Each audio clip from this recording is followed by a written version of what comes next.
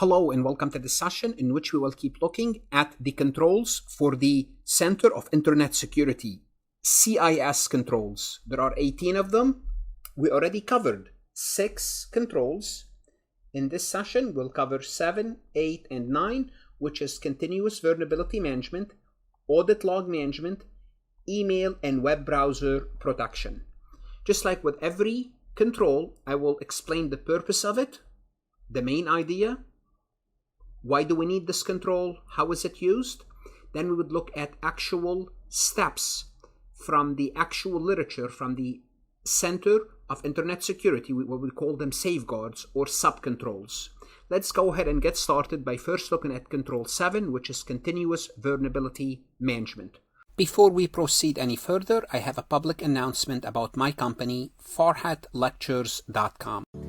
Farhat Accounting Lectures is a supplemental educational tool that's going to help you with your CPA exam preparation as well as your accounting courses. My CPA material is aligned with your CPA review course such as Becker, Roger, Wiley, Gleam, Miles. My accounting courses are aligned with your accounting courses broken down by chapter and topics. My resources consist of lectures, multiple choice questions, true-false questions, as well as exercises. Go ahead, start your free trial today. What does that mean? Well, it means keep looking for troubles. That's what it means. Create a continuous vulnerability assessment plan for all enterprise assets to promptly remediate vulnerabilities, reducing the window of attack opportunities. As I just said, keep looking for trouble.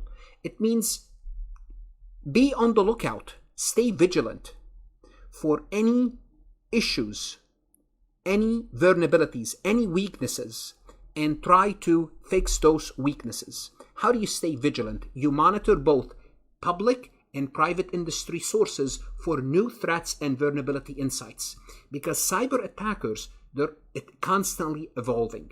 Therefore, you have to be on the lookout. You have to be active. This is what we mean by continuous, looking for continuous weaknesses, vulnerabilities. You have to have a program. You have to have a plan to do so. So this involves an ongoing process of discovering, assessing, prioritizing, and remediating vulnerabilities to reduce the attack surface and enhance overall security. Well, discover means you are looking for stuff. Assessing means what is the probability of that happening? Prioritizing, let me take a look at all these troubles. Which one are the most important? Rank them and look for solution. To do what? To reduce the potential of an attack happening. Now, why is this important? Why do you have to do that? Because cyber security threats are continuous, are ongoing. Therefore, at the same time, cyber defenders, they have to do the same thing. They have to basically kind of think from the attacker's perspective. Cyber defenders face an ongoing, continuous challenge from attackers seeking vulnerabilities to exploit. Therefore, you have to stay ahead of the potential attackers. That's why it's continuous. So to effectively defend, you need timely information. That's why you need to be on the lookout. You need to stay ahead on software update, patches, security advisories, and threat bulletin. Just basically having your ears in the market. Tell me what's going on.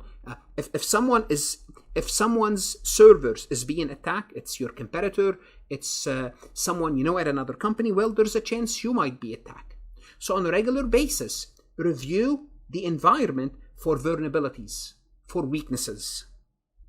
Attackers are looking to exploit vulnerabilities earlier or faster than the organization find a remedy for them. So you are better off finding the remedy and being ready and patch your system before, because they're looking to get there faster than you do. So to bridge this gap, what you should do, you should prioritize vulnerabilities, because you might have many of them, and deal with the one that impact the company the most.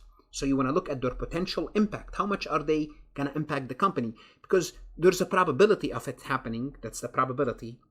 You want to know how high is the probability and what's the impact.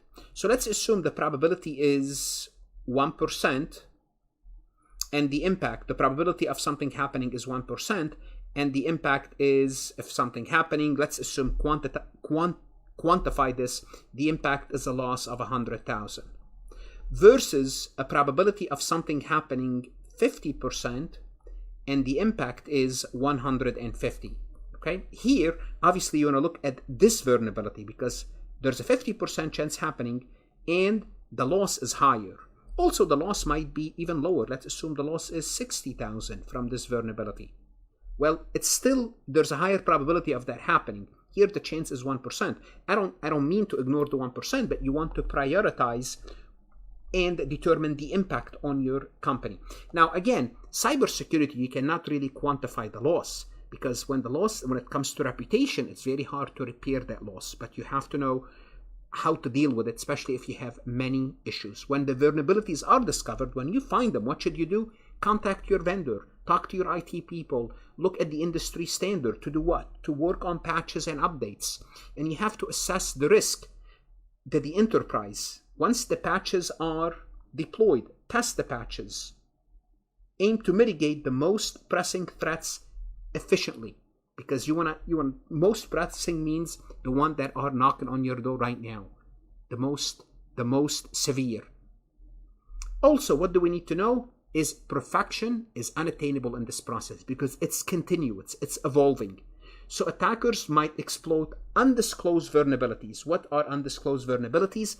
Undisclosed vulnerabilities, it means vulnerabilities that you are not aware of them. Someone attacked you, they're known as zero-day exploits. We have no solution today. We know we were attacked, but we don't know what type of attack it is because we don't know. It's a new one. Okay? So once a vulnerability becomes widely known, well, remediation process begins. Then you can contact cybersecurity companies, experts, other people in the industry to help you. So the vendor should acknowledge that exploits might already exist before public disclosure. So you have to live with uncertainty. You're always under attack in that sense, and sometimes you don't know where the attack is coming from, and you have a zero-day exploits. Some vulnerabilities remain known within closed communities for extended period of time before they get disclosed to the public. So you may want to be part of these communities. Defenders must be aware of the possibilities of unremediable vulnerabilities and use alternative controls for mitigation. Sometimes you may not find a specific control for this, but you have to find an alternative mitigation to help you defend yourself. Let's take a look at some safeguards from the actual literature from the Center of Internet Security to give you an idea what do they suggest you do. Let's take a look at this for IG 1, 2, and 3. I usually go over those. Establish and maintain a vulnerability management process. Well, obviously you want to do that. You want to have some sort of a process. Establish and maintain a remediation. Obviously, if you're going to find the vulnerabilities, you want to find the remediation, again, as a response. Again, this applies to IG 1, 2, and 3 group. Perform automated operating patch management. That's important. Patch your system on a regular basis. Perform operating system updates on assets through automated patch management on a monthly or more frequently basis as needed. Perform automated application patch management. Same thing. Perform application update through automated patch management or a monthly or more frequently basis. And all of these, 1, 2, 3, and 4, they applies to IG1, IG2, and IG3. Then few applies to IG2 and IG3. Perform automated vulnerability scans of internal enterprise asset.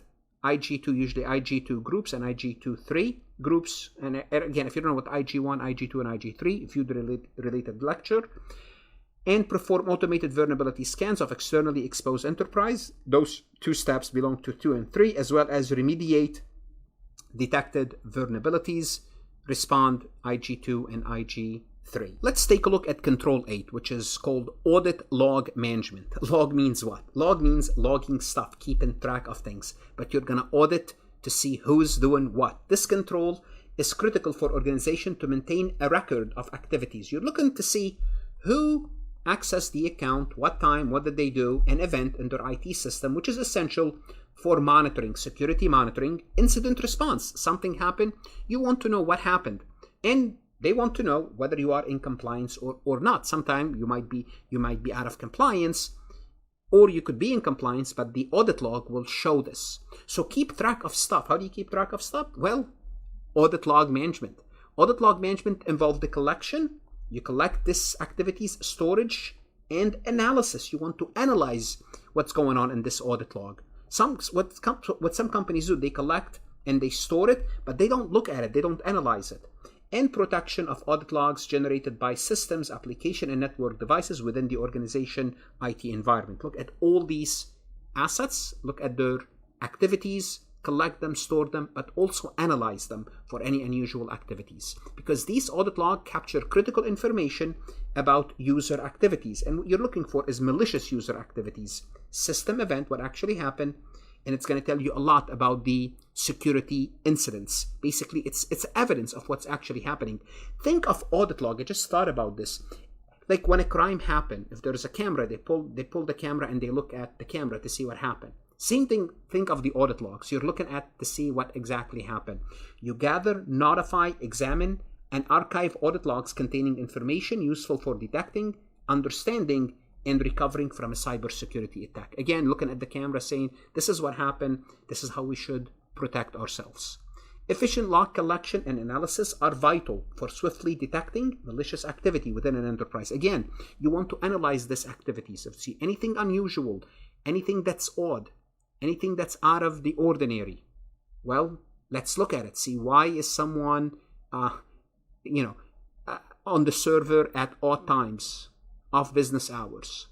And through the audit record, this is what we're going to be collecting evidence of what happened in the attack. Now, attackers are aware that organizations retain audit logs for compliance because they have to kind of, if a regulatory agency or the government asks them to show them if they are in compliance, they want to show the log, but they know that companies overlook analysis, which is reviewing the log. So attackers, they exploit this to conceal their presence, put malware and actions and perform actions to compromise machines. In cases of an inadequate log analysis, an attacker can maintain control over victim system for a long period of time without being detected. So that's why you want to analyze your logs on a regular basis, not just keep record of it. It's a good record keeping, but you want to use it to detect. So there are two types of log. We have what's called system logs and we have audit logs. And you need to know the difference. Those are the commonly managed and configured separately. What are system logs? System logs capture the system level event, like when did the process start, when did the process end, the crashes, if any crashes happen, system log requiring minimal configuration. So when did someone start, when did someone end? Now, in contrast, audit log focuses on user level event. What did they do? Login activities, file access. What did they access? Which files? Demanding more planning and effort to establish. So audit logs, they would require more, like for example, if we look at QuickBooks might give you system logs, but you have to, system logs means it tells you when did someone started to do something and when did they end. It's giving. And if the crash happened, it's going to show, something happened to the system. Audit logs, they tell you exactly what they did. It's not only when they started, when it ends. What did they do when they were in there? This is the audit log. Login records plays a crucial role in incident response. How? They help you understand what's happening. So you could look at the log and respond accordingly. Because once an attack is detected, you look at, see, how did they get there? Understanding logs reveal the details, including the timing, what time did they started, the method, how are they attacking us, accessed information, what information was compromised, and potential data exfiltration. Log retention, you want to keep them, is essential for subsequent investigation or in cases where attacks went unnoticed for an extended period of time, or in case you were sued if you are holding data for a third party as well. Retaining log is essential for investigation as well. Also, retention, when you retain that logs, it shows you who accessed the information and did not have authorization. On a regular basis, what you want to do, you want to review it and cross-reference them with the asset inventory established in CIS Control 1 to make sure what? To make sure that all connected assets are actively generating logs. You want to make sure all the assets that you have, we are keeping track of what's going on. Let's take a look at some actual safeguard from the actual literature. As always, we're going to start with common controls or safeguards that belongs to IG 1, 2, and 3. Well, establish and maintain an audit log management process. Collect audit logs. Ensure adequate log storage. Again, make sure you have enough room to store these logs, standardized time synchronization, collect, and this is 1, 2, and 3 belongs to IG1, 2, and 3, to all of them, in other words. Let's look if there's anything that belongs to IG3. Collect service provider logs. Collect service provider logs were supported. Example implementation include collecting, authentication, and authorization event, data creation and disposal event, and user management event. This is service provider, someone who's outside the company. If they are using your system, you want to collect those service providers log. You want to keep track of that. And this is critical for which group? IG3. There's a lot of activities that belong to IG2 and IG3. You can again look at them and just kind of get a good idea or get an idea about what's needed for this control. Let's take a look at Control 9, which deals with email and web browser protection. Now, we all use some sort of a web browser. Like, for example, I use Chrome, and email, we all use emails like Outlook. This is what we are looking at here. Now, why is this important? Email and web browsers, they're frequently exploited as an entry points. That's easy to attack the company because through the internet, you are exposing your company. For cyber attackers, due to their direct interaction with users within an organization. So malicious content, they will try to find their way through what? Through web browser, through emails. Malicious content can be carefully designed to manipulate or deceive users into revealing their credentials, sharing sensitive information, or establishing a route for attackers to infiltrate the system, thereby elevating the risk for an enterprise. And that's why emails and web browsers, you want to make sure they are protected. So because cyber criminals, they try to exploit those in various ways. What do they capitalize on? They capitalize on browsers by creating malicious web pages that target these vulnerabilities, especially if you have unpatched or unsecured browsers.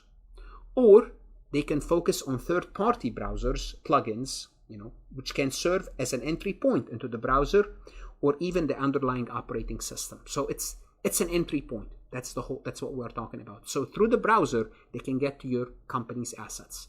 These plugins, like any software, require regular vulnerability assessment. So if you have any plugin, you want to make sure, assess them, update them, make sure they are trustworthy, because they might include malicious activities. It's crucial to prevent users from installing malware-laden plugins, extension, or add-ons that could give you trouble. Simple browser configuration updates can enhance security by limiting the installation of such elements. For example, you can limit them. You cannot add on any plugins or any add-ons, thus preventing the execution of specific content. Now, popular web browsers usually include databases of phishing and malware websites to defend against common threat. For example, Chrome, they will have a list of things that you cannot install on them. They already know that they are malicious threat. Enabling these content filter, make sure they are activated, like pop-up blockers, is recommended as a best practice.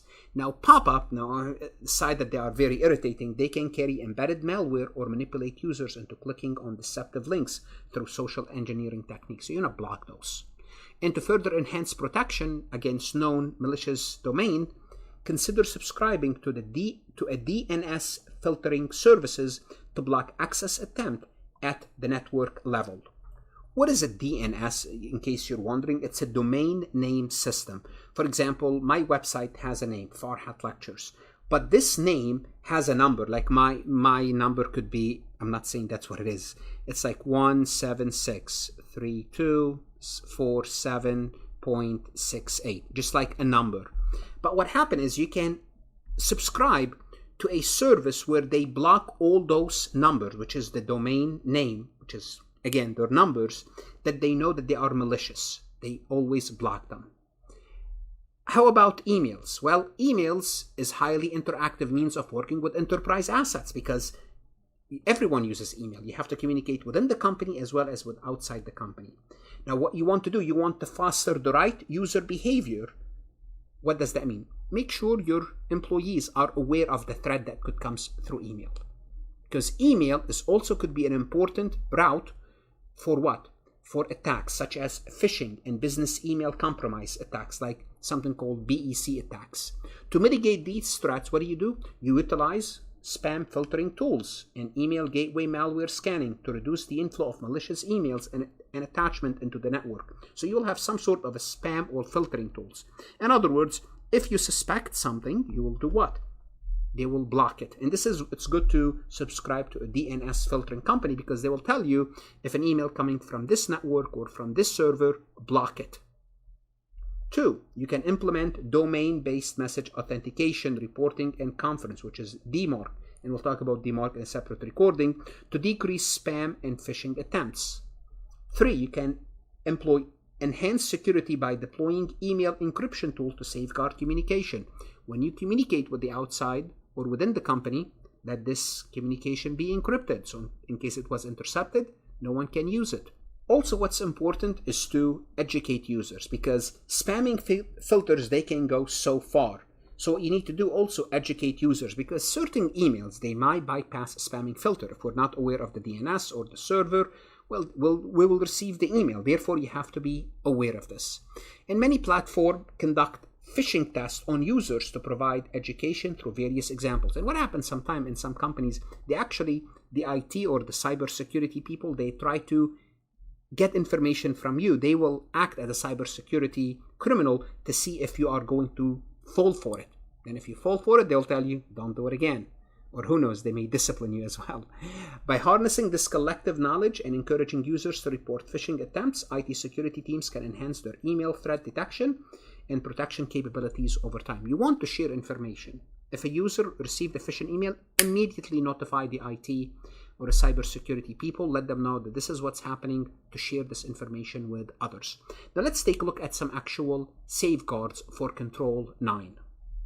So let's take a look at these controls or sub-controls. Well, the first one is ensure use of only supported browsers and email clients. Of course, you cannot have another email application open on the company system. This should apply to IG1, IG2, and IG3. You use DNS filtering services. That will help tremendously. Maintain and enforce network-based URL filters. All URL going through a network, but this comes to only IG2 and IG3. Restrict unnecessary or unauthorized browsers and email client extension. Yes, you can do that. Again, this is level 2 and level 3. Implement DMARC. Again, we'll talk about DMARC and SPF in a separate recording, but basically it's a way to protect your email system. Block unnecessary file type. Any type of files that it's unnecessary, you don't see it's needed, you block it. For example, if we don't need PDF, just for the sake of simplicity, or we don't need to receive pictures. Okay, PDF, it's understandable, but let's assume we don't need to receive, any photos, it should not be allowed. Let's assume that's the case. You just restrict that. Deploy and maintain email servers, anti-malware protection. Deploy and maintain email server, anti-malware protection, such as attachment scanning and or sandboxing. Again, this is form of protection, belongs to IG3. Again, be familiar with these safeguards, which I call them basically sub-controls, specific steps, specific recommendation, or best practices. Let's take a look at this multiple choice questions from Farhat lectures to help us understand these topics. An organization aims to enhance its email security. Which of the following measures can help protect against phishing attacks? So we're looking at phishing attacks. Well, let's see. Ignoring email alerts. Should you ignore email alerts? Absolutely not. Email alerts, if somebody told us they received an attack, well, we want to look at this. But is this can protect against phishing attacks? It can, but ignoring them is not a good idea. So ignoring them is not a good idea. On the contrary, you want to investigate those email alerts if somebody received something. Disabling all email attachment, well, that's brutal. We need to attach files. That's going way too far. For phishing attacks, we take out C. We're between A and B. Enabling pop-up blockers in web browsers. Yes, pop-ups are irritating. You want to enable pop-up blockers. That's fine. It will help. But is this going to help against phishing attacks? No. Phishing attacks, they are trying to get some information from you. I mean, enabling pop-up blockers is good because it's going to, sometimes you might click on the wrong link, or a link that's attached to there's a virus attached to it, but it's not going to help with phishing attacks where they're trying to get information out of you. How about subscribing to a domain name server? Yes. Filtering services? Yes. You want to subscribe to those DNS filtering because these companies, they already have a list of all servers that phishing attacks originate from. So as soon as you receive a phishing attack, it will be blocked. Therefore, subscribing to a DNS filtering service would help in this process. What should you do now? Go to Farhat Lectures, look at additional MCQs, invest in yourself. The CPA exam is 20, 30, 40-year investment in your career. Good luck, study hard, and of course, stay safe.